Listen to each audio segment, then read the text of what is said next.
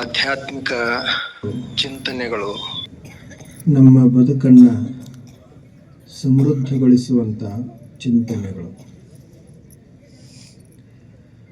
ಬರೀ ಭೌತಿಕ ವಸ್ತುಗಳು, ಭೌತಿಕ ಸಮೃದ್ಧಿ ನಾವು ಸರಿಗೊಳಿಸಿದರೆ ಅಷ್ಟೇ ಜೀವನ ಶ್ರೀಮಂತ ಆಗೋದಿಲ್ಲ. ನಮ್ಮ ವಿಚಾರಗಳನ್ನು ಸುಂದರಗೊಳಿಸಬೇಕು, ನಮ್ಮ ಆಲೋಚನೆಗಳನ್ನು ಶ್ರೀಮಂತಗೊಳಿಸಬೇಕು. ಆವಾಗ ನಿಜವಾಗಲೂ ನಮ್ಮ ಬದುಕು ಶ್ರೀಮಂತ ಆಗ್ತದೆ. ಈ ಆಧ್ಯಾತ್ಮಿಕ ವಿಚಾರಗಳನ್ನು ಕೊಡುವಂಥ ಗುರುಗಳು ಎಷ್ಟು ದೊಡ್ಡ ಕೆಲಸವನ್ನು ಮಾಡಿದರು. ಅಪ್ಪುಗಳು ಇಡೀ ಜೀವನದ ತುಂಬ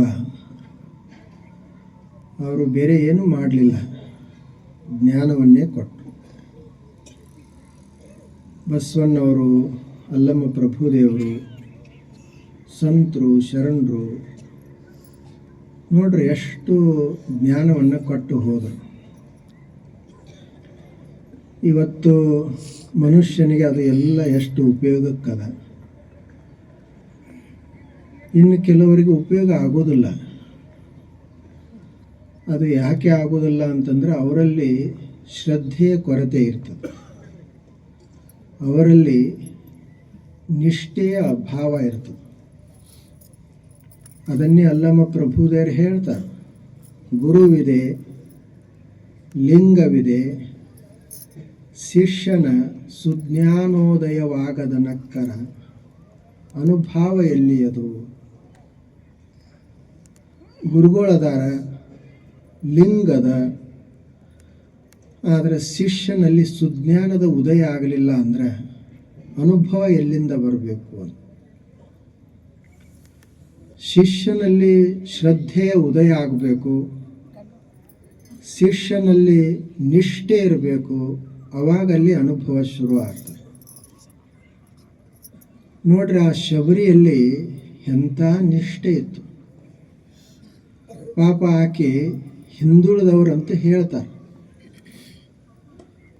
ಅದು ಆಗಿನ ಕಾಲದಲ್ಲಿ ಕರ್ನಾಟಕದವಳೆ ಆಕೆ ಶಬರಿ. ಬಹಳ ಕುರುಪಿದ್ದಳು, ಯಾರೂ ಹಚ್ಕೊಳ್ತಿರ್ಲಿಲ್ಲ ಆಕೆಯನ್ನು. ಆದರೆ ಆಕೆಯ ಮನಸ್ಸು ಬಹಳ ಸುಂದರ ಇತ್ತು. ಆಕೆಯ ಮನಸ್ಸು ಬಹಳ ಅದ್ಭುತ ಇತ್ತು. ನೋಡ್ರಿ, ಆಕೆ ಗುರುಗಳ ಹತ್ತಿರ ಹೋಗುವವಳು ದಿನಾಲು ಸೇವಾ ಮಾಡಲಿಕ್ಕೆ. ಅವರು ಏನೇನೋ ಸ್ವಲ್ಪ ಸೇವಾ ಹೇಳ್ತಿದ್ರು, ಅಷ್ಟು ಮಾಡ್ತಿದ್ರು. ಗುರುಗಳು ಇನ್ನು ದೇಹ ಬಿಟ್ಟು ಹೋಗುವವರಿದ್ದರು. ಅವಾಗ ಆಕೆ ಕೇಳ್ತಾಳೆ, ನನಗೆ ರಾಮನ ದರ್ಶನ ಆಗಬೇಕಲ್ಲ, ಏನು ಮಾಡಬೇಕು ಅಂತ. ಅವರು ಗುರುಗಳು ಹೇಳಿದರು, ನೀನು ಅದಕ್ಕೆ ಏನೂ ಬೇರೆ ಸಾಧನೆ ಮಾಡಬೇಡ, ಬರೀ ದಾರಿ ಕಾಯ್ಕೊಂತಿರು, ಒಂದು ದಿವಸ ರಾಮ ತಾನಾಗೇನೆ ಇಲ್ಲೇ ಬರ್ತಾನ ಅಂತ ಹೇಳಿದರು. ಆಕೆ ಅಷ್ಟೇ ಕೇಳ್ಕೊಂಡ್ಲು, ಬೇರೆ ಏನೂ ವಿಚಾರ ಮಾಡಲಿಲ್ಲ. ಅದೇ ಅರಣ್ಯದಲ್ಲಿ ಒಂದು ಗುಡಿಸಲ ಹಾಕ್ಕೊಂಡು ರಾಮನ ದಾರಿ ಕಾಯಲಿಕ್ಕೆ ಶುರು ಮಾಡಿದಳು. ದಿನಾಲು ಕಸ ಗುಡಿಸೋಳು, ಗುಡಿಸಲದ ಮುಂದೆ ರಾಮ ಬರ್ತಾನಂತ ಹೇಳಿ. ದಿನಾಲು ಹೂ ತಂದಿಡುವವಳು, ಹಣ್ಣು ತಂದಿಡುವವಳು, ದಾರಿ ಕಾಯ್ಕೋಂತ ಕೂಡುವವಳು. ಆಕೆ ರಾಮ ಹೆಂಗದಾನು ನೋಡಿಲ್ಲ, ಮತ್ತು ಗುರುಗಳಿಗೆ ಎಂದು ಬರ್ತಾನಂತೂ ಕೇಳಲಿಲ್ಲ. ಆಕೆ ಪ್ರಾರಂಭ ಮಾಡಿದಾಗ, ದಾರಿ ಕಾಯಲಿಕ್ಕೆ ಪ್ರಾರಂಭ ಮಾಡಿದಾಗ ಇನ್ನೂ ಅಯೋಧ್ಯದಲ್ಲಿ ರಾಮ ಜನಿಸಿರಲಿಲ್ಲ, ಹುಟ್ಟಿರಲಿಲ್ಲ. ಆತ ಅಲ್ಲಿ ಅಯೋಧ್ಯೆಯಲ್ಲಿ ಹುಟ್ಟಿ ಬೆಳೆದು ದೊಡ್ಡವನಾಗಿ ಸೀತೆ ಜೋಡಿ ಲಗ್ನ ಮಾಡಿಕೊಂಡು ಆನಂತರ ಅಲ್ಲಿಂದ ಅಯೋಧ್ಯೆಯನ್ನು ಬಿಟ್ಟು ನಾಶಿಕಕ್ಕೆ ಬಂದಾಗ, ಪಂಚವಟಿ ಇದ್ದಾಗ ರಾವಣ ಸೀತೆಯನ್ನು ಅಪಹರಿಸಿಕೊಂಡು ಹೋದ. ಆ ಬಳಿಕ ಸೀತೆಯನ್ನು ಹುಡುಕಾಡ್ತಾ ಹುಡುಕಾಡ್ತಾ ಈ ಕಡೆ ಕರ್ನಾಟಕಕ್ಕೆ ಬಂದರು. ಕೆಳಗಡೆ ಹೋಗ್ಬೇಕು ಅವರು. ಅವಾಗ ರಾಮನ ದರ್ಶನ ಆಯಿತು. ರಾಮನ ದರ್ಶನ ಆದಾಗ ಆಕೆಗೆ ಎಷ್ಟು ವಯಸ್ಸಾಗಿತ್ತಂತ, ದರ್ಶನವನ್ನು ಪಡೆದ ಬಳಿಕ ಆಕೆ ಬದುಕಲಿಲ್ಲ, ದೇಹವನ್ನು ಬಿಟ್ಟಳು. ದೇಹವನ್ನು ಸಮರ್ಪಿಸಿ ಬಿಟ್ಟಳು. ಆಕೆ ಸಣ್ಣವಳಿದ್ದಾಗ ಪ್ರಾರಂಭ ಮಾಡಿದ್ದಳು. ಸುಮಾರು ವರ್ಷಗಳ ಕಾಲ ಅಂದ್ರೆ ವಯಸ್ಸಾಗುವವರೆಗೆ ರಾಮನ ದಾರಿಯನ್ನು ಕಾಯ್ದಳು. ಗುರುಗಳ ಮಾತಿನ ಮೇಲೆ ಅಷ್ಟು ವಿಶ್ವಾಸ. ಬರ್ತಾನ, ನಿನಗೆ ದರ್ಶನ ಕೊಡ್ತಾನ ಅಂತ ಏನು ಒಂದು ಹೇಳಿದ್ರು, ಅದನ್ನು ಜೀವನದ ತುಂಬ ಪಾಲಿಸಿದ್ರು. ನೋಡ್ರಿ ಹೇಗಿರ್ಬೇಕು. ನಾವು ಒಂದು ದಿವಸ ನೋಡ್ತೀವಿ, 2 ದಿವಸ ನೋಡ್ತೀವಿ, ಆ ಬಳಿಕ ಆಗಲಿಲ್ಲ ಅಂತಂದ್ರೆ ಇವರೇನು ಖರೆ ಗುರುಗಳಲ್ಲ ಅಂತ ಬಿಟ್ಟು ಬಿಡ್ತೀವಿ. ನಾವು ಈಗ ಭಾಳ ಪರೀಕ್ಷೆ ಮಾಡೋರು ಅದೇವಲ್ಲ, ನಾವು ಮಾಡೋಣ ಪರೀಕ್ಷೆ. ಸತ್ಯವನ್ನ ಹೊರಗೆ ಹಚ್ಚಲಿಕ್ಕೆ ಆಗಂಗಿಲ್ಲ, ಸುಳ್ಳನ್ನು ಹೊರಗೆ ಹಚ್ಚಬೇಕಾಗತ್ತೆ. ಸತ್ಯವನ್ನು ಎಷ್ಟು ಪರೀಕ್ಷೆ ಮಾಡಿದ್ರು ಅದು ಮತ್ತೆ ಸತ್ಯ ಆಗೇನೆ ಇರೋದು. ಆದ್ರೆ ನಮ್ಮ ಎಲ್ಲ ಪರೀಕ್ಷೆ ಎಲ್ಲಿರ್ತೈತಿ ಅಂದ್ರೆ ಸುಳ್ಳಿನ ಜೋಡಿನೇ ಪರೀಕ್ಷೆ ಇರ್ತದೆ, ಸತ್ಯದ ಜೋಡಿ ಇರುವುದಿಲ್ಲ. ಆದ್ದರಿಂದ ಸತ್ಯದಲ್ಲಿ ಸಂಶಯ ಬೇಡ. ಜ್ಞಾನವನ್ನು ಪಡೆಯುವಲ್ಲಿ ಅಪನಂಬಿಕೆ ಬೇಡ, ಅಲ್ಲಿ ಪಕ್ಕಾ ವಿಶ್ವಾಸ ಇಡೋದು, ಪಕ್ಕಾ ಶ್ರದ್ಧೆಯನ್ನು ಇಡೋದು. ಹೊರಗಡೆ ಪ್ರಪಂಚದಲ್ಲಿ ಶ್ರದ್ಧೆ ಇಡಬೇಕಾಗಿತ್ತಂದ್ರೆ ಆಲೋಚನೆ ಮಾಡೋಣ. ಅದಕ್ಕೆ ಅವರು ಹೇಳಿದ್ದು ಶಿಷ್ಯನಲ್ಲಿ ಸುಜ್ಞಾನೋದಯವಾಗಬೇಕು, ಶಿಷ್ಯನಲ್ಲಿ ವಿವೇಕದ ಜಾಗೃತಿ ಆಗಬೇಕು. ಆವಾಗ ನಾವು ಗುರುಗಳಿಂದ ಜ್ಞಾನವನ್ನು ಪಡಿಲಿಕ್ಕೆ ಸಾಧ್ಯ ಅದ. ಇಂಥವು ನಾವು ಎಷ್ಟು ಘಟನೆಗಳನ್ನು ಕೇಳ್ತೀವಿ. ಏಕಲವ್ಯ ಅವನಿಗೆ ಗುರುಗಳನ್ನು ಸಹಿತ ಕಲಿಸುವುದಿಲ್ಲ ಅಂತ ಹೇಳಿದರು. ಯಾಕೆ? ಆತ ರಾಜಕುಮಾರ್ ಇರಲಿಲ್ಲ. ಆಗಿನ ಕಾಲದಲ್ಲಿ ಅಂಥವರಿಗೆ ಕಲಿಸ್ಲಿಕ್ಕೆ ಆಗ್ತಿರ್ಲಿಲ್ಲ. ಆತ ಗುರುಗಳದೇ ಒಂದು ಮೂರ್ತಿ ಮಾಡಿಕೊಂಡ. ಅಲ್ಲಿ ಗುರುಗಳು ಯಾವುದನ್ನು ಕಲಿಸ್ತಿದ್ರು, ಇಲ್ಲಿ ಗುರುಗಳಿಲ್ಲ, ಆದ್ರೆ ಅವ್ರದ್ದು ಮೂರ್ತಿ ಅದ. ಇಲ್ಲಿ ಗುರುಗಳು ಮಾತನಾಡ್ತಾ ಇಲ್ಲ, ಆದರೂ ಸಹಿತ ಆತ ಕಲಿತಾ ಇದ್ದಾನೆ. ಶಬ್ದವೇದಿ ವಿದ್ಯೆಯನ್ನು ಕಲಿತ. ಅದು ಎಷ್ಟು ಚಲೋ ಕಲಿತ ಅಂದ್ರೆ ಅರ್ಜುನನಿಗಿಂತ ಹೆಚ್ಚು ಚಂದ ಕಲಿತ. ಅರ್ಜುನನಿಗೆ ಸ್ವತಃ ವಸಿಷ್ಠರು ಕಲಿಸ್ತಿದ್ರು, ಅವನು ಭಾರಿ ಇದ್ದ. ಆದ್ರೆ ಅವನಕ್ಕಿಂತನೂ ಒಂದು ಹೆಜ್ಜೆ ಮುಂದೆ ಹೋದ. ಇಲ್ಲಿ ಕಲಿಸೋರಿಲ್ಲ, ಬರೀ ಆ ಗುರುಗಳದ ಮೂರ್ತಿ ಅದ. ಆದರೂ ಸಹಿತ ಈತ ಅವ್ರಕ್ಕಿಂತನೂ ಹೆಚ್ಚು ಕಲಿತ. ಇದು ಏನು ತೋರಿಸ್ತೈತಿ ಅಂತಂದ್ರೆ, ಗುರುಗಳು ಇರಲಿಲ್ಲ ಅಂದ್ರೂ ಸಹಿತ ನಮ್ಮ ಹೃದಯದಲ್ಲಿ ಶ್ರದ್ಧಾ ಇತ್ತು ಅಂದ್ರೆ ಅವ್ರದ್ದೊಂದು ಮೂರ್ತಿನೂ ಸಹಿತ ನಮಗೆ ಕಲಿಸ್ಲಿಕ್ಕೆ ಶುರು ಮಾಡ್ತಾರೆ. ಇನ್ನು ಗುರುಗಳು ಇದ್ರೂ ಸಹಿತ ನಮ್ಮಲ್ಲೇನೆ ಪಡಿಬೇಕನ್ನುವಂಥ ಹಂಬಲಿರಲಿಲ್ಲ ಅಂತಂದ್ರೆ ಗುರುಗಳು ಇದ್ರೂ ಸಹಿತ ಏನೂ ಉಪಯೋಗ ಆಗೋದಿಲ್ಲ. ಏನು ಮಾಡೋದು? ಅದು ಆಕಳ ಕೆಚ್ಚಲದಾಗ ಉಣ್ಣು ಇರ್ತದೆ, ಅಲ್ಲೇ ಹಾಲು ಇರ್ತದೆ. ಆದರೂ ಸಹಿತ ಆ ಉಣ್ಣಿಗೆ ಹಾಲಂತ ಸವಿನೇ ಗೊತ್ತಾಗಂಗಿಲ್ಲ. ಅದು ರುದಿರವನ್ನು ಇಂಟುವ ಉಣ್ಣೆಯೋಲ್. ಆಕಳ ಕೆಚ್ಚಲದೊಳಗ ಹಾಲಿದ್ರೂ ಸಹಿತ ಉಣ್ಣಿ ಅದು ಬರೀ ರಕ್ತವನ್ನೇ ಹೀರ್ತದೆ, ಹಾಲು ಕುಡಿಯುವುದಿಲ್ಲ ಅದು. ಆಗ ಗುರುಗಳಿರ್ತಾರ, ಸದಮಲ ಮುಕ್ತಿಯ ಸುಖ ಮಿರೆ ಮಾಯದ ಸಿರಿಯಲಿ ನಾನಿಹೆಣೆ ಅಂತ ಒಬ್ಬ ಹೆಣ್ಮಗಳು ಶರಣರು ಹೇಳಿದರು. ಮುಕ್ತಿ ಇಲ್ಲ, ಮುಕ್ತಿ ಇಲ್ಲ ಅಂತ ಹೇಳ್ತೀವಲ್ಲ, ಮುಕ್ತಿ ಕೊರತೆ ಇಲ್ಲ, ಮುಕ್ತಿ ಅದ. ಆದ್ರೆ ನಮ್ಮ ಹೃದಯದಲ್ಲಿ ಕೊರತೆ ಅದ. ಜ್ಞಾನಿಗಳು ಅದಾರ, ನಮ್ಮ ಹೃದಯದಲ್ಲಿ ಕೊರತೆ ಅದ. ಆದ್ದರಿಂದ ನಾವು ಜ್ಞಾನವನ್ನು ಪಡಿಬೇಕಾಗಿತ್ತು ಅಂದರೆ ಮೊದಲೊಂದಿಷ್ಟು ಆ ಶ್ರದ್ಧೆಯನ್ನು ಬೆಳೆಸಿಕೊಳ್ಬೇಕಾಗ್ತದೆ. ಆವಾಗ ಗುರುಗಳು ಉಪದೇಶ ಮಾಡ್ತಾರೆ. ಈಗ ನೋಡ್ರಿ, ಈಗ ಬಿತ್ತುವಾಗ ಮೊದಲೆಲ್ಲ ಹೊಲ ಗಳೆ ಹೊಡೆದು ಹರಗಿ ಅದನ್ನೆಲ್ಲ ಸರಿ ಮಾಡಿ ಗೊಬ್ಬರ ಹಾಕಿ ಅವಾಗ ಬೀಜ ಬಿತ್ತುತ್ತಾರೆ. ಬೀಜ ಭಾಳ ಚಲೋ ಅದಾವಂತ ತಿಳಿದು ಹೆಂಗೋ ಉಗಿದ್ರಂದ್ರೆ ಅವೇನು ನಾಟುವುದಿಲ್ಲ.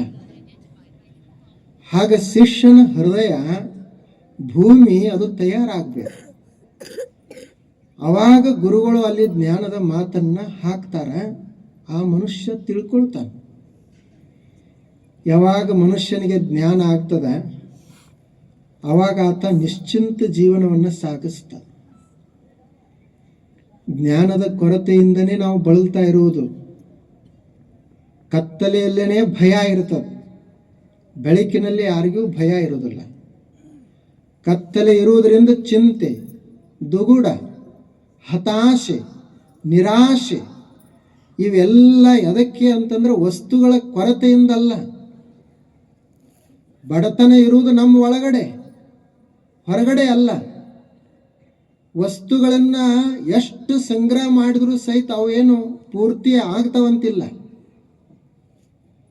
ಆದ್ದರಿಂದ ಒಳಗಡೆ ಒಂದು ವಿವೇಕ ಜಾಗೃತಿ ಆಗಬೇಕು. ಜ್ಞಾನ ಬೇಕಲ್ಲ ಮನುಷ್ಯನಿಗೆ. ಆ ಜ್ಞಾನ ಇರಲಿಲ್ಲ ಅಂದ್ರೆ ಈಗೆಲ್ಲ ಹೋರಾಟ ನಡೀತಾ ಇರ್ತದೆ. ಮನಸ್ಸಿನಲ್ಲಿ ದ್ವೇಷ ಬರ್ತದೆ, ಮನಸ್ಸಿನಲ್ಲಿ ಮಾತ್ಸರ್ಯ ಇರ್ತದೆ. ಇವೆಲ್ಲ ಜ್ಞಾನದ ಕೊರತೆಯಿಂದನೇ ಇರುವುದು. ನೋಡ್ರಿ, ಇವತ್ತು ಎಷ್ಟು ಮನುಷ್ಯನಲ್ಲಿ ದ್ವೇಷ ಬೆಳೀತಾ ಇದೆ. ಒಬ್ಬರು ನೋಡಿದ್ರೆ ಒಬ್ಬರಿಗೆ ಸಮಾಧಾನ ಇಲ್ಲ. ನಾವು ಬೇರೆ, ಅವರು ಬೇರೆ, ಅವರು ಬೇರೆ, ನಾವು ಬೇರೆ ಅಂತ ಎಲ್ಲವನ್ನು ಹೊಡ್ಕೋಂತ ಹೋಗೋದು. ಭಾಷಾ ದ್ವೇಷ, ಜಾತಿಯ ದ್ವೇಷ, ಧರ್ಮದ ದ್ವೇಷ ಇದನ್ನ ಎಲ್ಲ ಮನುಷ್ಯ ತಲೆಯೊಳಗೆ ಹಾಕೊಂಡು ಕೊಳ್ತಾವ. ಏನು ನಾವು ಇಲ್ಲಿ ಬರೀ ಹೋರಾಟ ಮಾಡಲಿಕ್ಕೇನೆ ಬಂದಿವಿ ಏನು ಜಗತ್ತಿನಾಗ? ನಾವು ಬಂದಿರುವುದು ದೇವನ ಅತಿಥಿಗಳಾಗಿ ಜಗತ್ತಿಗೆ. ಸ್ವಲ್ಪ ಏನೋ ಹೆಚ್ಚು ಕಡಿಮೆ, ಆದರೆ ನಾವೆಲ್ಲರೂ ದೇವನ ಅತಿಥಿಗಳದೇ. ಯಾಕೆ ನಾವು ದ್ವೇಷಿಸಬೇಕು? ಯಾಕೆ ನಾವು ಭೇದ ಮಾಡಬೇಕು? ಹೊರಗೆ ಸಮಾಜದಲ್ಲಿ ಬಿಡ್ರಿ, ಮನುಷ್ಯ ತನ್ನ ದೇಹದೊಳಗನೆ ಭೇದ ಮಾಡ್ತಾನೆ. ಬಲಗೈ ಬಹಳ ಶ್ರೇಷ್ಠ, ಎಡಗೈ ಕನಿಷ್ಠ. ಏನು ಮಾಡೈತಿ ಪಾಪ ಇದು ಎಡಗೈ? ಇದು ಬಲಗೈ ಒಂದ ಇತ್ತು ಅಂತಂದ್ರೆ ಎಡಗೈನೇ ಇರಲಿಲ್ಲ ಅಂತಂದ್ರೆ ಬಲಗೈ ಅಂತ ಹೇಳುದು ಯಾರಿಗೆ? ಎಡಗೈ ಒಂತದ ಅಂತ ಹೇಳಿ ಬಲಗೈ ಹೇಳಕತ್ತೀವಿ.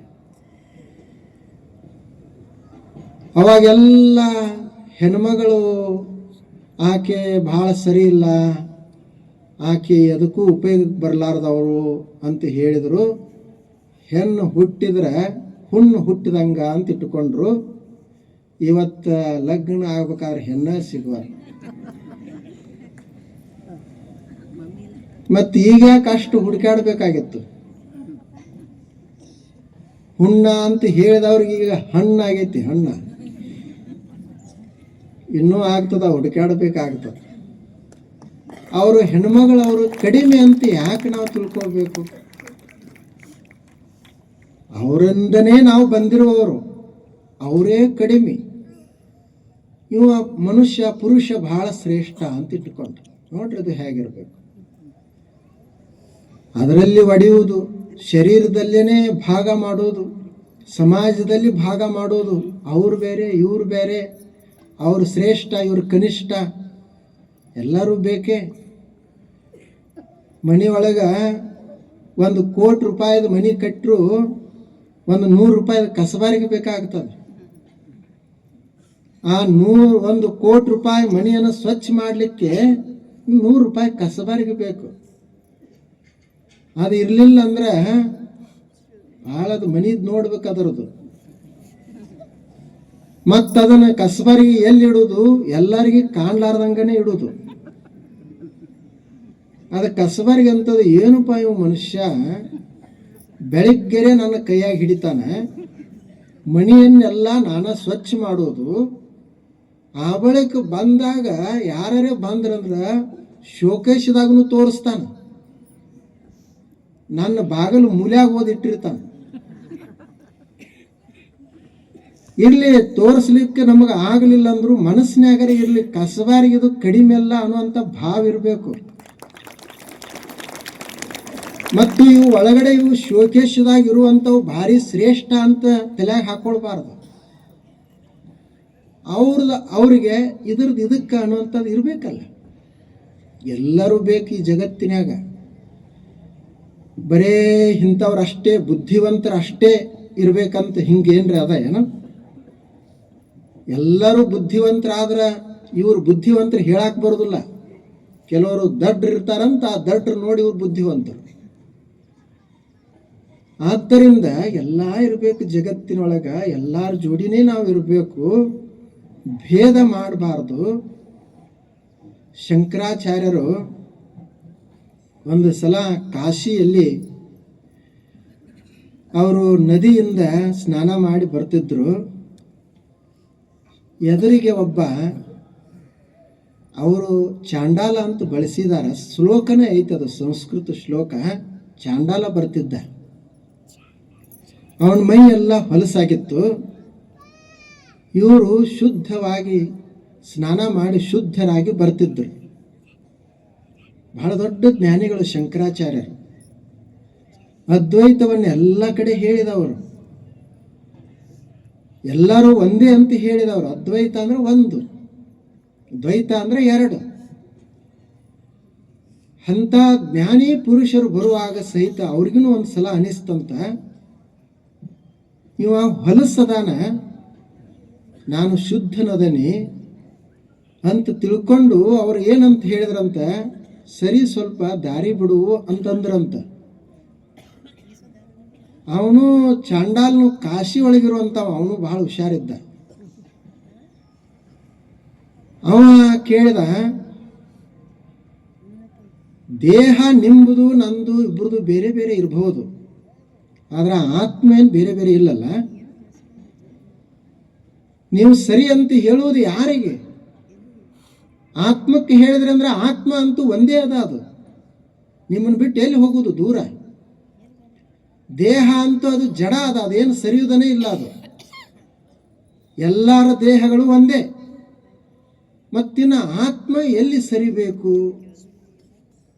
ಆತ್ಮಕ್ಕೇನಾದರೂ ಹೊಲಸಂತ ಅದ ಏನು, ಮೈಲಿಗೆ ಅಂತ ಅದ ಏನು ಅದಕ್ಕೆ ಅಂತ ಹೇಳಿದಾಗ ಶಂಕರಾಚಾರ್ಯರು ಒಂದು ಕ್ಷಣ ಯೋಚನೆ ಮಾಡ್ತಾರ. ಎಂತ ಮಾತು ಹೇಳಿದಪ್ಪ ಇವ.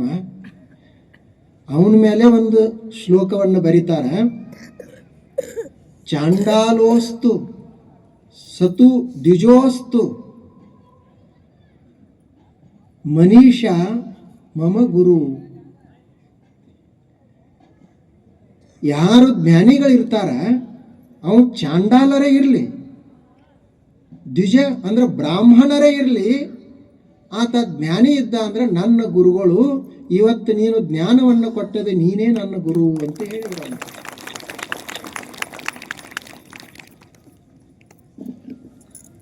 ನೋಡ್ರಿ ಹೇಗೆ ನಾವು ಒಂದು ಸಲ ಯೋಚನೆ ಮಾಡಬೇಕು. ನಮ್ಮ ಸಿದ್ಧಾಂತಗಳೆಲ್ಲ ಎಲ್ಲ ಕಾಲಕ್ಕೆ ಬದಲಾಗ್ತಾನೆ ಇರ್ತಾವ. ನಾವೇ ಈಗ ಒಂದು ಯಾವುದೋ ಒಂದು ಸಿದ್ಧಾಂತ ಹೇಳ್ತಿರ್ತೀವಿ, ಸಣ್ಣವರಿದ್ದಾಗ ಇದನ್ನೇ ಹೇಳ್ತಿದ್ದೀವಿ ಏನು? ಏನಿಲ್ಲ. ಅವಾಗ ದೇವರು ಅದಾನೋ ಇಲ್ಲೋ ಅಂತ ಕೇಳಿದಾಗ ಅವಾಗ ಒಂದು ರೀತಿ ಹೇಳ್ತಿದ್ದೀವಿ, ಈಗ ಒಂದು ರೀತಿ ಹೇಳ್ತೀವಿ, ಮುಂದೆ ಮತ್ತೊಂದು ರೀತಿ ಹೇಳ್ತೀವಿ. ಯಾವ ಸಿದ್ಧಾಂತ ಕಾಯಂ ಉಳಿದಾವು, ಯಾವ ನಮ್ಮ ಮತ ಪಂಥಗಳು ಕಾಯಂ ಉಳಿದಿರ್ತಾವ, ಅವಾಗ ಹೇಳಿದ್ದರಂತ ಹೇಳ್ತೀವಿ ಅಷ್ಟೇ. ಆದರೆ ಎಷ್ಟು ಬದಲಾವಣೆ ಆಗಿರ್ತಾವ.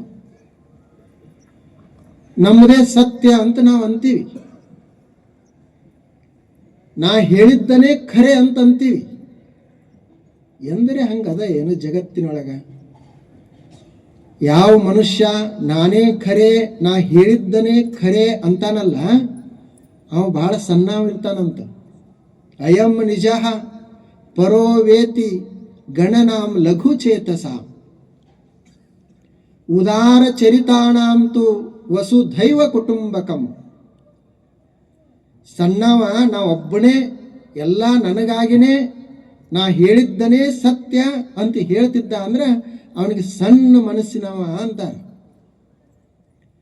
ಇನ್ನು ಉದಾರ ಚರಿತಾನಾಂತು ವಸುಧೈವ ಕುಟುಂಬಕಂ, ದೊಡ್ಡ ಮನಸ್ಸಿನವರು ಇಡೀ ಭೂಮಂಡಲ, ವಸುಧ ಇಡೀ ಭೂಮಂಡಲನೇ ನಮ್ಮದೊಂದು ಪರಿವಾರ, ಕುಟುಂಬ ಅಂತ ಭಾವಿಸ್ತಾರೆ. ಅವರಿಗೆ ದೊಡ್ಡ ಮನಸ್ಸಿನವರು ಅಂತ ಹೇಳ್ತಾರೆ. ನಾವು ನಮ್ಮ ವಿಚಾರಗಳನ್ನು ಸ್ವಲ್ಪ ಬದಲು ಮಾಡಬೇಕಾಗ್ತದೆ. ಎಷ್ಟು ಹೋರಾಡ್ತೀವಿ, ಆದರೆ ಗೊತ್ತಿರಬೇಕು ನಮ್ಮದು ಬದುಕು ಬಹಳ ಮುಖ್ಯ ಅಂತ. ನಾವು ಗಳಿಸುವುದು ಅದಕ್ಕೆ ನಮ್ಮ ಬದುಕಿಗಾಗಿ, ನಾವು ಹೋರಾಟ ಮಾಡುವುದು ಅದಕ್ಕೆ ನಮ್ಮ ಬದುಕಿಗಾಗಿ. ಆ ಬದುಕೇ ಹೋಗಿಬಿಡ್ತು ಅಂತಂದ್ರೆ ಅದೇ ದುಃಖದಿಂದ ಕೂಡಿತು ಅಂದರೆ ನಾವು ಇದನ್ನೆಲ್ಲ ಮಾಡಿದ್ದು ಎದಕ್ಕೆ ಬಂತು? ಮನುಷ್ಯ ಎಷ್ಟು ಯುದ್ಧಗಳನ್ನು ಮಾಡ್ತಾ ಇದ್ದಾನೆ. ಈಗಂತ ಅಷ್ಟೇ ಅಲ್ಲ, ಹಿಂದಿನ ಹಿಡಿದನು ಎಷ್ಟು ಹೋರಾಟಗಳನ್ನು ಮಾಡ್ತಾನೆ. ಅವೆಲ್ಲ ಎದಕ್ಕೆ ಅಂತಂದ್ರೆ ತನ್ನ ವಿಚಾರಗಳನ್ನು ಇನ್ನೊಬ್ಬರ ಮೇಲೆ ಹೇರುವುದಕ್ಕಾಗಿಯೇ ಮತ್ತು ನಾನು ಬಹಳ ಶ್ರೇಷ್ಠದನಂತ ಸಿದ್ಧಪಡಿಸುವುದಕ್ಕಾಗೇನೆ. ಆದರೆ ಯಾವಾಗ ಮನುಷ್ಯನಿಗೆ ನಿಜವಾದ ಜ್ಞಾನ ಆಗ್ತದೆ ಆತ ಮೌನ ಆಗಿರ್ತಾನೆ. ಯಾರೇ ನಮಗೆ ಬಹಳ ತಿಳಿದಿಲ್ಲ, ನೀ ದಡ್ಡದದಿ ಅಂದ್ರೆ ಬಹಳ ಹಚ್ಕೊಳ್ಬಾರ್ದು ಮನಸ್ಸಿಗೆ. ದಡ್ಡರು ಮತ್ತು ಬುದ್ಧರು ಇಬ್ಬರು ಒಂದೇ ಇರ್ತಾರೆ. ಅವರು ಬುದ್ಧರು ಅಂದ್ರೆ ತಿಳಿದವರು, ಅವರು ಎಲ್ಲ ತಿಳಿದು ಮೌನವಾಗಿರ್ತಾರೆ, ಅವರು ಬುದ್ಧರು. ಇನ್ನು ದಡ್ಡರು ಏನೂ ತಿಳಿಲಾರ್ದ ಆರಾಮ್ ತಂಪು ತಣ್ಣಗಿರ್ತಾರೆ, ಯಾರಿಗೆ ತೊಂದರೆ ಕೊಡುವುದಿಲ್ಲ, ಅವರು ದಡ್ಡರು. ಅವರು ಇನ್ನು ಏನು ಅರ್ಧಂಬರ್ಧ ಇರ್ತಾರಲ್ಲ, ಅವ್ರು ಹಿಂದಿನವ್ರು ಹೇಳ್ಯಾರ, ಅವರು ತುಂಬಿದ ಕೊಡನೂ ತುಳ್ಕಂಗಿಲ್ಲ ಮತ್ತು ಖಾಲಿ ಕೊಡನೂ ತುಳ್ಕಂಗಿಲ್ಲ. ತುಳುಕುವುದು ಯಾವುದು ಅಂತಂದ್ರೆ ಇದು ಅರ್ಧ ತುಂಬಿರ್ತದೆ ನೋಡ್ರಿ. ಖಾಲಿ ಇದ್ದಂಥ ದೊಡ್ಡ ಮನುಷ್ಯನೂ ಏನೂ ಸಮಸ್ಯೆ ಇಲ್ಲ. ಇನ್ನು ಬಹಳ ಎಲ್ಲ ತಿಳ್ಕೊಂಡಿರುವಂಥ ಬುದ್ಧ ಮನುಷ್ಯನಿಂದ ಏನು ಹಾನಿ ಇಲ್ಲ. ಆದ್ರೆ ನಮ್ಮಂಗೇನು ನಾವು ಅರ್ಧ ತಿಳ್ಕೊಂಡಿರ್ತೀವಲ್ಲ, ಅರ್ಧ ಕೊಡ ಅದು ತುಳ್ಕಾಡ್ತಿರ್ತದ, ಹೊತ್ತವ್ರಿಗೆ ತ್ರಾಸ ಮಾಡ್ತದ, ಬಹಳಷ್ಟು ಅದರದ ಆರ್ಭಟ ಇರ್ತದೆ, ವಯಕಣೆ ಆಗೋದಿಲ್ಲ ಅದನ್ನು ಅರ್ಧ ಕೊಡ. ಆದ್ದರಿಂದ ತಿಳ್ಕೊಳ್ಳುವುದು ಮತ್ತು ನಮ್ಮ ಬದುಕನ್ನು ಶ್ರೀಮಂತಗೊಳಿಸಲಿಕ್ಕೆ ಪ್ರಯತ್ನ ಮಾಡೋದು, ನಾವು ಆನಂದದಿಂದ ಇರಬೇಕು, ಅದು ಬಹಳ ಮುಖ್ಯ. ವಸ್ತುಗಳು ನಮ್ಮ ಹತ್ತಿರ ಎಷ್ಟು ಇರ್ತಾವ ಬಿಡ್ತಾವ ಅದು ಬಹಳ ಮಹತ್ವದಲ್ಲ. ಒಬ್ಬರು ಸಂತರಿದ್ದರು. ಹೀಗೆ ಒಂದು ಊರಿನಿಂದ ಒಂದು ಊರಿಗೆ ತಿರುಗಾಡ್ತಾ ಇರೋರು ಒಂದು ಹಳ್ಳಿಗೆ ಹೋದರು. ಈಗಿನಂಗನ ವಿಪರೀತ ಥಂಡಿತ್ತು, ಎಲ್ಲಿ ಮಲ್ಕೊಳ್ಬೇಕು ಅಂತ ಯೋಚನೆ ಮಾಡ್ತಿದ್ದರು. ನೋಡಿದ್ರು ಎಲ್ಲಿ ಅನುಕೂಲ ಇರಲಿಲ್ಲ. ಅಲ್ಲೇ ಊರಾಗ ಒಂದು ಕಂಬಾರನ ಅಂಗಡಿ ಇತ್ತು. ಕಂಬಾರ ಇದ್ದ, ಒಂದೊಂದು ಅಂಗಡಿ ಸಣ್ಣದು. ಅವ ರಾತ್ರಿ ಕೆಲಸ ಮಾಡ್ತಿದ್ದ ಕಂಬಾರ. ಅಲ್ಲಿ ಹೋದ್ರಿ ಇವರು. ಮೈ ಮೇಲೆ ಇವ್ರದ್ದು ಒಂದೇ ಬಟ್ಟೆ ಇತ್ತು. ಅಲ್ಲಿ ಹೋಗಿ ಕಂಬಾರ ಕೇಳ್ಕೊಂಡ್ರು, ನಾ ಇವತ್ತೊಂದು ರಾತ್ರಿ ಇಲ್ಲೇ ಮಲ್ಕೊಳ್ತೀನಿ ಅಂತಂದರು. ಅವಾಗ ಕಂಬಾರ ಹೇಳಿದ, ಇಲ್ಲಿ ನಮ್ಮ ಊರಾಗ ದೊಡ್ಡ ದೊಡ್ಡ ಎಲ್ಲ ಶ್ರೀಮಂತರದಾರ, ಮನಿಗಳದಾವ, ಅವ್ರ ಮನೆಗೆ ಹೋಗಿ ಮಲ್ಕೊಡ್ರಿ. ನಾ ಇದು ರಾತ್ರಿ ಕೆಲಸ ಮಾಡವ, ಧೂಳು ಬರ್ತದ, ಮತ್ತೆಲ್ಲ ಇಲ್ಲಿ ಗದ್ಲಿರ್ತದೆ, ಇಲ್ಲಿ ಹೆಂಗೆ ಮಲ್ಕೊಳ್ತೀರಿ ಅಂತಂದೆ. ಅವಾಗ ಅವ್ರು ಹೇಳಿದ್ರು, ನಾನು ಯಾರು ಕರೀಲಿಲ್ಲ ಅಂದ್ರೆ ಅವ್ರ ಮನೆಗೆ ಹೋಗೋದಿಲ್ಲ, ಮತ್ತು ಇಲ್ಲಿ ಹೊರಗಡೆ ಮಲಗಿದ್ರೆ ನಿದ್ರೆ ಹತ್ತೋದಿಲ್ಲ, ಥಂಡಿ ಅದ, ಇಲ್ಲೇ ನಿಂದು ಇದೇನು ತಿದಿ ಅದ, ಒಲಿ ಅದ, ಬೆಚ್ಚಗದ, ಇಲ್ಲೇ ಮಲ್ಕೊಳ್ತೀನಿ ಅಂತಂದರು. ಕಂಬಾರನ ಅಂಗಡಿಯಾಗ ಏನೂ ಇರಲಿಲ್ಲ, ಹರಿದ ಚೀಲ ತಟ್ಟಿತ್ತು, ಅದನ್ನು ಹಾಸಿದ, ಇವ್ರು ಮಲ್ಕೊಂಡ್ರು. ಹಂಗೆ ಸಣ್ಣ ಕೆಲಸ ಮಾಡ್ತಿದ್ದ. ಬೆಳಗಾಯಿತು. ಕಂಬಾರನ ಅಂಗಡಿ ಸಮೀಪನ ಒಬ್ಬರು ದೊಡ್ಡ ಶ್ರೀಮಂತರ ಮನೆ ಇತ್ತು. ಅವಾಗ ಅಲ್ಲಿ ಶ್ರೀಮಂತರು ಮಲಗಿದ್ರು, ದೊಡ್ಡ ವಾಡೆ ಅವ್ರದ್ದು. ಇವ ಕಂಬಾರನ ಅಂಗಡಿಯಾಗ ಸಂತ ಮಲಗಿದ್ದ. ಆ ದೊಡ್ಡ ಮನ್ಯಾಗ ಮಲಗಿರುವಂಥ ಶ್ರೀಮಂತರು ಬೆಳಗಾದಾಗ ಎದ್ದಾಗ ಅವ್ರ ಸಮೀಪ ಇರೋವ್ರಿಗೆ ಕೇಳಿದ್ರು, ರಾತ್ ಕೈಸಿ ಬೀತಿ ಅಂತ ಕೇಳಿದರು. ರಾತ್ರಿ ಹೆಂಗೆ ಕಳೀತು ಅಂತ ಕೇಳಿದರು. ಅವಾಗ ಇವರು ಸಮೀಪಿದ್ದವ್ರು ಯಾರೂ ಹೇಳಲಿಲ್ಲ. ಅದು ಮಾತಾ ಈ ಕಂಬಾರನ ಅಂಗಡಿಯಾಗಿರುವಂಥ ಸಂತರಿಗೆ ಕೇಳಿಸ್ತು. ಅವರು ಹೇಳಿದರು, ಕುಚ್ ತುಮ್ಹಾರೇ ಜೈಸೆ ಕುಚ್ ತುಮ್ಹಾರೇ ಸೆ ಭೀ ಅಚ್ಛೆ ಅಂತಂದರು. ಸ್ವಲ್ಪ ನಿನ್ನಂಗೆ ಕಳೀತು, ಇನ್ನು ಸ್ವಲ್ಪ ನಿನಗಿಂತಲೂ ಚಲೋ ಆಯಿತು ಅಂತಂದರು. ಅವ ಯಾರು ಹೇಳಿದರು ಅಂತಂದ. ಶ್ರೀಮಂತ. ಕರ್ಕೊಂಡು ಬರ್ರಿ ಅಂತಂದರು. ಅವ್ರ ಸೇವಕರು ಬಂದು ಕೇಳಿದ್ರು, ಇದನ್ನು ಇವರೇ ಹೇಳ್ಯಾರ ಅಂತ ಹೇಳಿ ಇವ್ರನ್ನ ಓದಿ ನಿಲ್ಲಿಸಿದ್ರು. ಇವನ್ ಮೈ ಎಲ್ಲ ನೋಡ್ತಾರ, ಧೂಳಾಗ್ಯದ. ಸ್ವಲ್ಪ ನಿನ್ನಂಗಂತ ಹೇಳಿದರು. ಆನಂತರ ಇನ್ನು ಸ್ವಲ್ಪ ನಿನಕ್ಕಿಂತಲೂ ಚಲೋ. ಅವಾಗ ಆ ಶ್ರೀಮಂತ ಕೇಳಿದ, ನಾ ಮಲಗೇನು ಇಷ್ಟು ದೊಡ್ಡ ಮನ್ಯಾಗ, ನೀ ಮಲಗೇದಿ ಅಲ್ಲಿ ನೆಲದ ಮ್ಯಾಲ ಹರಿದ ಚೀಲ ತಟ್ಟ ಮ್ಯಾಲ, ನನ್ನಂಗಂತ ಹೇಳ್ತಿ ಹೆಂಗ ಅಂತಂದ. ಮತ್ತು ನನಕ್ಕಿಂತಲೂ ಒಂದಿಷ್ಟು ಚಲೋ ಅಂತ ಹೇಳ್ತಿ, ಏನಿದು ಅಂತಂದ.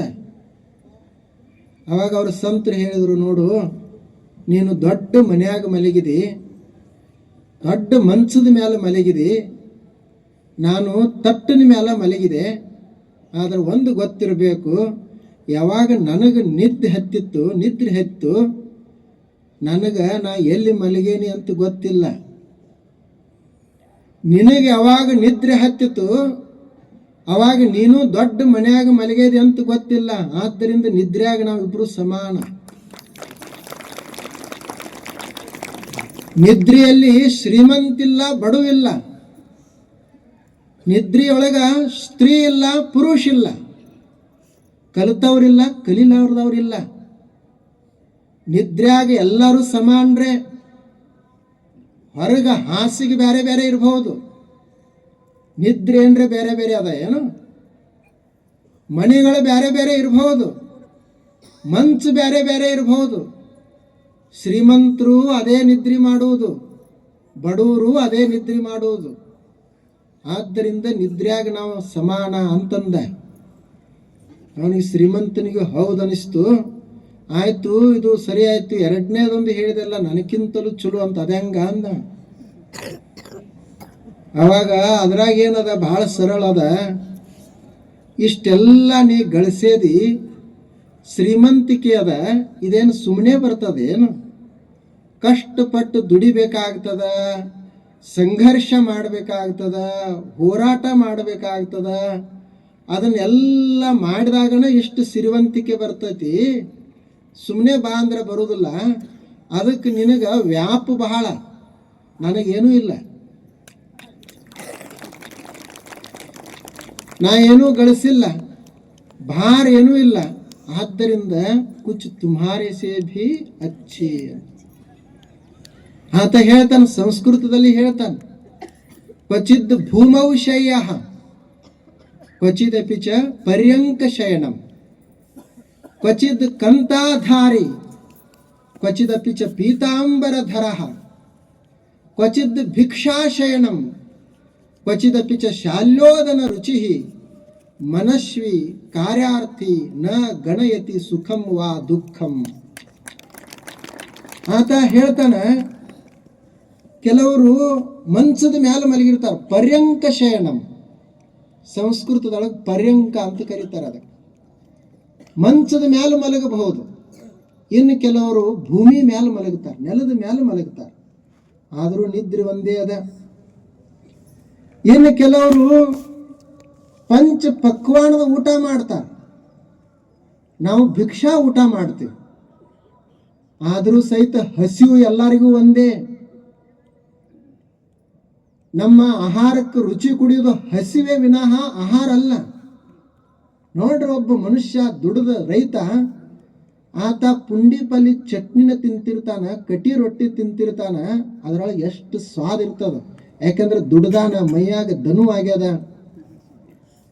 ಇನ್ನ ಶ್ರೀಮಂತ ಪಂಚ ಪಕ್ವಾಣದ ಊಟ ಮಾಡಿದ್ರು ಸಹಿತ ಸ್ವಾದಿಲ್ಲ, ರುಚಿ ಇಲ್ಲ. ಯಾಕಂದ್ರೆ ನಾಲಿಗೆನ ಕೆಟ್ಟ ಹೋಗ್ಯದ. ಎಲ್ಲಿಂದ ಬರ್ಬೇಕು ರುಚಿ? ಆದ್ದರಿಂದ ಆ ಮನಸ್ವಿ ಆದವ ಉಣ್ಣೋದು ಪಾತ್ರೆ ಬಹಳ ಮುಖ್ಯ ಅಲ್ಲ, ನಾವೇನು ಆಹಾರ ಉಣ್ತೀವಿ ಅದು ಬಹಳ ಮುಖ್ಯ. ಏನು ಕುಡಿದ್ರೆ ಏನು, ಇದೇ ನೀರೇ ಕುಡಿಬೇಕಲ್ಲ, H2O ಕುಡಿಬೇಕು. ಬಂಗಾರದ ಬಟ್ಲಾಗ ಕುಡಿದ್ರು H2O ಕುಡಿಬೇಕು. ಮಣ್ಣಿನ ಪರ್ಯಾಣದಾಗ ಕುಡಿದ್ರು H2O ಕುಡಿಬೇಕು. ಇನ್ನು ಕೊನೆಗೆ ಬಗಸ್ಯಾಗ ಕುಡಿದ್ರು H2O ಕುಡಿಬೇಕು. ನಾವು ಭಾಳ ಶ್ರೀಮಂತರದೀವಿ, H2O ಯಾಕೆ ಕುಡಿನು, HCl ಕುಡಿನು ಅಂತ ಯಾರೇ HCl ಕುಡಿತಾರೆ ಏನು? ಅದು ಆಸಿಡ್ ಅದ, ಅದನ್ನ ಯಾರೇ ಕುಡಿತಾರೆ ಏನು? ಎಲ್ಲಾರು ಅದನ್ನೇ ಕುಡಿಯೋದು. ಆನಂತರ ಆತ ಬಟ್ಟೆಗಳದ್ದು ಹೇಳ್ತಾನೆ, ನೀನು ಪೀತಾಂಬರ ತೊಟ್ಕೊಂಡಿರಬಹುದು, ನಂದು ಕಂಠಾಧಾರಿ, ಬಹಳ ಹಳಿದಾದಂಥ ಬಟ್ಟೆ ಅದ ನಂದು. ಆದ್ರೆ ಬಟ್ಟೆ ಇರುವುದು ಅದಕ್ಕ ಮೈ ಮುಚ್ಚಾಕ, ಬಟ್ಟೆ ಇರುವುದು ಅದಕ್ಕ ಮೈಗೆ ರಕ್ಷಣೆ ಕೊಡ್ಲಿಕ್ಕೆ. ನಿಂದು ಪೀತಾಂಬರ ಆದ್ರೆ ಏನು, ಬಂಗಾರ ತೊಟ್ಕೊಂಡ್ರೆ ಏನು, ಅದು ಮೈಗೆನೆ ಭಾರ ಆಗ್ತಿತ್ತಂತಂದ್ರೆ ಅದರಿಂದ ಏನು ಉಪಯೋಗ ಅದ? ನಂದು ಬಟ್ಟೆ ಎಷ್ಟು ಕಿಮ್ಮತ್ತಿಂದದ ಬಹಳ ಮುಖ್ಯ ಅಲ್ಲ, ಅದು ನನ್ನ ಮೈಗೆ ಎಷ್ಟು ಹಿತ ಐತಿ ಅನ್ನೋದು ಬಹಳ ಮಹತ್ವ. ಆದ್ದರಿಂದ ಒಬ್ಬ ಸಾಧಕ, ಮನಸ್ವಿ, ಕಾರ್ಯಾರ್ಥಿ ಇದರಲ್ಲಿ ಆತ ಭೇದವನ್ನ ನೋಡುವುದಿಲ್ಲ. ಇದು ಹೆಚ್ಚೈತಿ, ಇದು ಕಡಿಮೆ ಐತಿ ಅಂತ ಯೋಚನೆ ಮಾಡೋದಿಲ್ಲ. ಶ್ರೀಮಂತಿಕೆ ಅಂದ್ರೆ ಏನು? ಚಂದಾಗಿ ನಿದ್ರಿ ಮಾಡೋದು ಶ್ರೀಮಂತಿಕೆ. ಶ್ರೀಮಂತಿಕೆ ಅಂದ್ರೆ ಏನು? ಹಸಿವಾಗಬೇಕು, ಹೊಟ್ಟೆ ತುಂಬ ಊಟ ಮಾಡೋದು ಶ್ರೀಮಂತಿಕೆ. ಬಾಂಡೆಗಳು ಎಷ್ಟದ ಅನ್ನೋದು ಶ್ರೀಮಂತಿಕೆ ಅಲ್ಲ. ಹಾಸಿಗೆ ಎಷ್ಟು ದೊಡ್ಡದೈತಿ ಅನ್ನೋದು ಶ್ರೀಮಂತಿಕೆ ಅಲ್ಲ. ಆ ಹಾಸಿಗೆ ಮೇಲೆ ಮಲ್ಕೊಂಡಾಗ ನಿದ್ರೆ ಹೆಂಗ್ ಹತ್ತೈತಿ ಅನ್ನೋದು ಅದು ಶ್ರೀಮಂತಿಕೆ. ಅದು ಶ್ರೀಮಂತಿಕೆ ಅಂತ ಆತ ಹೇಳ್ದ. ಹಾಗೆ ನಾವು ಬದುಕಿನಲ್ಲಿ ನಾವು ಬಡವರು ಅಂತ ಭಾವಿಸಬಾರ್ದು. ನಾವು ಅರಿತುಕೊಂಡು ಜ್ಞಾನಿಗಳಾಗಿ ಈ ಜೀವನದಲ್ಲಿ ಶ್ರೀಮಂತರಾಗಿ ಬದುಕಬೇಕು. ಶ್ರೀಮಂತರಾಗಿ ಬದುಕಬೇಕು. ಮನೆ ನೋಡ ಬಡವರು, ಮನ ನೋಡ ಘನಮನ ಸಂಪನ್ನರು, ಕರುಳಿಲ್ಲದ ಕಲಿಗಳು. ಶರಣರು ಹೆಂಗಿರ್ತಾರೋ ಅಂತಂದ್ರೆ ಅವ್ರ ಮನೆ ನೋಡಾಕ ಸಣ್ಣ, ಇದರ ಅರ್ಥ ಸಣ್ಣ ಮನೆ ಕಟ್ಟಬೇಕಂತಲ್ಲ, ದೊಡ್ಡ ಮನೆ ಕಟ್ಟೋಣ. ಆದರೂ ಗೊತ್ತಿರಬೇಕು ಮನೆ ಕಟ್ಟುವುದು ಅದಕ್ಕೆ. ಮನೆ ಕಟ್ಟುವುದು ಅದಕ್ಕೆ ಸಂತೋಷದಿಂದ ಇರ್ಲಿಕ್ಕೇನೆ ಕಟ್ಟುವುದು. ಮನೆ ಸಣ್ಣದರೇ ಇರಲಿ ದೊಡ್ಡದರೇ ಇರಲಿ, ಆನಂದ ಪಡಬೇಕು ಮನೆ ಒಳಗೆ. ದೊಡ್ಡ ಮನೆ ಅದ, ಆದ್ರೆ ಇವನಿಗೆ ಸಮಾಧಾನ ಇಲ್ಲ, ಮತ್ತು ಮನೆ ಕಟ್ಟಿ ಅದಕ್ಕೆ ಉಪಯೋಗ ಏನಾಯ್ತು? ನಾವು ಸಂತೋಷವನ್ನು ಪಡಬೇಕು. ಅದು ಯಾವಾಗ ಸಾಧ್ಯ ಆಗ್ತೈತಿ ಅಂತಂದ್ರೆ ನಾವು ಜ್ಞಾನವನ್ನು ಪಡ್ಕೊಂಡಿವಿ ಅಂತಂದ್ರೆ ಅದು ಒಂದಿಷ್ಟು ಸಾಧ್ಯ ಆಗ್ತದೆ. ಮನುಷ್ಯನ ಅದು ಒಳಗಿನ ಕಣ್ಣನ್ನು ತೆರೆಸುವಂಥದ್ದು. ಅದನ್ನು ಯಾರು ಕೊಡ್ತಾರೋ ಅಂತಂದ್ರೆ ಗುರುಗಳು ಕೊಡ್ತಾರೆ. ಮತ್ತು ಆ ಗುರುಗಳಿಂದ ನಾವು ಯಾವಾಗ ಅದನ್ನು ಪಡ್ಕೊಳ್ಳಿಕ್ಕೆ ಸಾಧ್ಯ ಆದ ಅಂತಂದ್ರೆ ನಮ್ಮಲ್ಲಿ ನಿಷ್ಠೆ ಇತ್ತು, ಶ್ರದ್ಧೆ ಇತ್ತು ಅಂದ್ರೆ ಮಾತ್ರ ಅದನ್ನು ನಾವು ಪಡೆದುಕೊಳ್ಳಿಕ್ಕೆ ಸಾಧ್ಯ ಆದ. ಈಗ ಅಪ್ಪುಗಳು ಹೇಳಿ ಹೋದ್ರು, ಅವರಿಂದ ನಾವು ಎಷ್ಟು ಜನ ಕೇಳ್ತಿರ್ತೀವಿ, ಲಕ್ಷಾಂತರ ಜನ ಕೇಳಿರ್ತೀವಿ.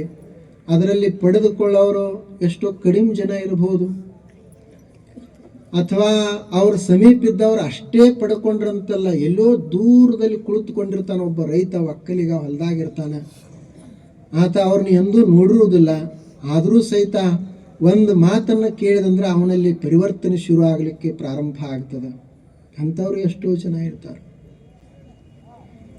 ಆ ಜ್ಞಾನದ ಮಾತುಗಳು ಯಾರು ಹೇಳಿದರೆ, ಮತ್ತು ನಮ್ಮಲ್ಲಿ ಹೃದಯದಲ್ಲಿ ಪರಿಶುದ್ಧತೆ ಇತ್ತು ಅಂದ್ರೆ ತಾನೇ ಅವು ಎಲ್ಲ ಮಾತುಗಳು ನಮ್ಮ ಹತ್ತಿರ ಬರ್ತವೆ.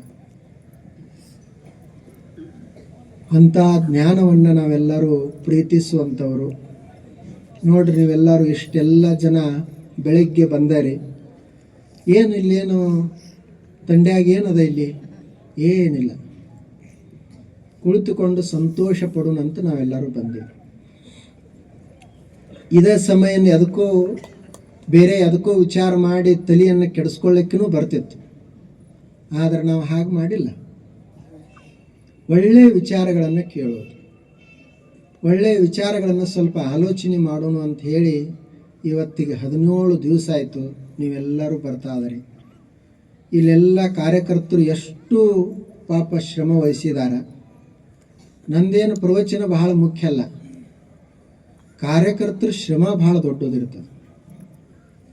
ಅವರೆಲ್ಲ ಆಯೋಜನೆ ಮಾಡ್ತಾರಂತ ಇದು ನಡೀತದೆ. ಅದು ಭೂಮಿಕೆ ಇದ್ದಂಗೆ. ಪ್ರವಚನ ಹೇಳೋದು ಅದು ಬಹಳ ಮಹತ್ವದಲ್ಲ.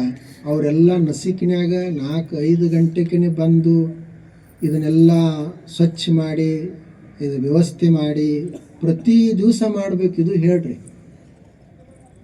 ಮತ್ತು ಅವ್ರದ್ದು ಎಂಥ ನಿಷ್ಠ ಅದ. ಇದನ್ನು ನಾವು ಅಪ್ಪುಗಳಿಗಾಗಿ ಮಾಡಾಕತ್ತೀವಿ ಅಂತ ತಲೆ ಒಳಗೆ ಹಾಕ್ಕೊಂಡು ಹಗಲ ರಾತ್ರಿ ಮಾಡ್ತಾ ಇರ್ತಾರೆ. ಇನ್ನೇನು ಅಪ್ಪುಗಳು ಹಾದರು ಮುಗೀತು, ಮುಗಿಸಿಬಿಡೋನು ಇನ್ನೇನು ಅಂತ ಹೇಳಿ ಕೊಟ್ಟರೆ ಮುಗಿದು ಹೋಗ್ತಿತ್ತು. ಆದರೆ ಹಂಗೆ ಮಾಡಲಿಲ್ಲ ಅವರು. ಅದರಲ್ಲಿ ಈಗಿನ ಕಾಲದಲ್ಲಿ ಶಹರದಲ್ಲಿ ಬೆಳಗಿನ ಜಾವ ಪ್ರವಚನ ನಡೆಯುವುದಂದ್ರೆ ಬಹಳ ಕಷ್ಟ. ಯಾಕಂದ್ರೆ ಅವ್ರು ಶಹರದವ್ರು ಏನು ತಿಳ್ಕೊಂಡಿರ್ತಾರಂದ್ರೆ ನಾವೆಲ್ಲ ತಿಳ್ಕೊಂಡಿವಿ ಅಂತ ಇಟ್ಕೊಂಡಿರ್ತಾರೆ. ಅದಕ್ಕೆ ಹಳ್ಳಿ ಬಿಟ್ಟು ಇಲ್ಲಿ ಶಹರಕ್ಕೆ ಬಂದಿರ್ತಾರೆ. ಹಳ್ಳಿಯಾಗಿರೋರು ಶಾಣೆ ಇಲ್ಲ, ಸ್ವಲ್ಪ ಶಹರದಾಗಿರೋರು ಶಾಣೆ ಇರ್ತಾರಂತ ಇಲ್ಲಿ ಬಂದಿರ್ತಾರೆ. ಆ ಬಳಿಕ ಇವ್ರಿಗೆ ಇಲ್ಲಿ 10-20 ವರ್ಷ ಉಳಿದ ನಂತರ ಶುಗರ BP ಪಪಿ ಬಂದ ಬಳಿಕ ಯಾರು ಶಾಣ್ಯಾರಂತ ಗೊತ್ತಾಗ್ತದೆ. ಹಳ್ಳಿಯವ್ರು ಶಾಣ್ಯಾರೋ ಏನು ಶಹರದವ್ರು ಶಾಣ್ಯ ಅಂತ ಅವಾಗ ಗೊತ್ತಾಗ್ತದೆ. ನಾವೆಲ್ಲ ಅದು ಒಕ್ಕಲ್ತನ ಮಾಡೋದು ದೊಡ್ಡ ಕೆಲಸ. ಹಳ್ಳಿಯಾಗಿರೋರು ಅಷ್ಟೇ ಸಾಮಾನ್ಯ ಜನ.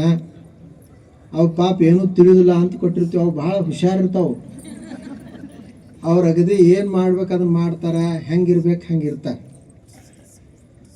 ಇಂಥಲ್ಲಿ ಇಂಡಿ ಅಂತಲ್ಲಿ ಅವರೆಲ್ಲ ಆಯೋಜನೆ ಮಾಡಿದರು.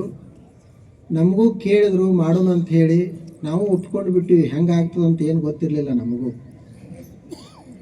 ಯಾಕಂದ್ರೆ ಅದು ದಡ್ಡರಿಗೆ ಧೈರ್ಯ ಭಾಳ ಅಂತ ಹೇಳ್ತಾರೆ, ಶಾಣ್ಯಾರಿಗೆ ಸಂಶಯ ಭಾಳ, ದಡ್ಡರಿಗೆ ಧೈರ್ಯ ಭಾಳ. ಅಲ್ಲಿ ಅಪ್ಪಗೊಳ್ದಂಗೆ ನಡೆಸ್ತಾರಂತ. ಇಂಡ್ಯಾಗ ಪ್ರವಚನ ಅಂತ ದೊಡ್ಡ ಗ್ರೌಂಡ್ದಾಗ ನಾವು ಯಾರು ಬರ್ತಾರೋ ಇಲ್ಲೋ ಅಂತ ಒಮ್ಮೆ ಯೋಚನೆ ಮಾಡೋಕೆ ಹೋಗಲಿಲ್ಲ ನಾವು.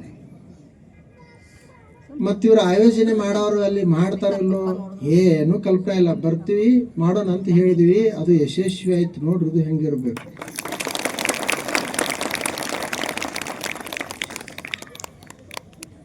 ನಾಳೆ ಒಂದು ದಿವಸ ನಾವೆಲ್ಲರೂ ಸೇರ್ತೀವಿ. ನಾಳೆ 6 ಗಂಟೆಗೆ ಬರೋಣ. ಎಲ್ಲ ಹಿರಿಯರು ಮತ್ತು ಎಲ್ಲ ಸ್ವಾಮೀಜಿಯವರು ಅವಾಗೂ ಎಲ್ಲರೂ ಇರ್ತಾರೆ. ಇವತ್ತು ಎಲ್ಲ ದೂರಿನ ನಮ್ಮ ಬಸವ ಕಲ್ಯಾಣದಿಂದ ಬಂದಿದ್ದಾರೆ. ಅವರೆಲ್ಲ ಬಸವ ಕಲ್ಯಾಣದಲ್ಲಿ ಬಹಳಷ್ಟು ಭಕ್ತಿಯ ವಾತಾವರಣವನ್ನು ಬೆಳೆಸಿದ್ದಾರೆ. ನಾಳೆ ನೀವೆಲ್ಲರೂ 6 ಗಂಟೆಗೆ ಬರಬೇಕು. 6ರಿಂದ 7ರವರೆಗೆ 1 ತಾಸು ಜಪ ಮಾಡೋಣ. ಆನಂತರ ಸ್ವಲ್ಪ ಮತ್ತೆ ಸತ್ಸಂಗ ಮಾಡಿ ಮುಗಿಸೋಣ. ಇವತ್ತು ಈ ಕಾರ್ಯಕ್ರಮ ಮುಗಿದ ನಂತರ ಯಾರ್ಯಾರಿಗೂ ಒಂದಿಷ್ಟು ಇನ್ನೂ ಸತ್ಕಾರ ಅದ. ಅವರಿಗೆಲ್ಲ ಶ್ರಮ ಮಾಡಿದವರಿಗೆ ನಾವು ಏನೂ ಕೊಡಬೇಕಾಗಿಲ್ಲ. ನೀವು ಮಾಡಿದ್ರಪ್ಪ ಭಾಳ ಸಂತೋಷ, ನಮಗೆ ಭಾಳ ಆನಂದ ಆಯ್ತಂತ ಇಷ್ಟು ಅಂತೀವಿ ಅಂದ್ರೆ ಅವ್ರು ಒಂದು 17 ದಿವಸ ಮಾಡಿದ್ದೆಲ್ಲ ಭಾರ ಎಲ್ಲ ಹಗುರ ಆಗ್ತದೆ, ಆನಂದ ಆಗ್ತದೆ. ಅದಕ್ಕೆ ಅವರೆಲ್ಲ ಅವ್ರದ್ದೆಲ್ಲ ಸಂಸಾರ ಬಿಟ್ಟು ಬಹಳಷ್ಟು ಪರಿಶ್ರಮ ವಹಿಸಿ ಮಾಡಿದ್ದಾರೆ. ಅವ್ರಿಗೆಲ್ಲ ಈಗೇನೋ ಸತ್ಕಾರದು ಮಾಡ್ತಾರೆ.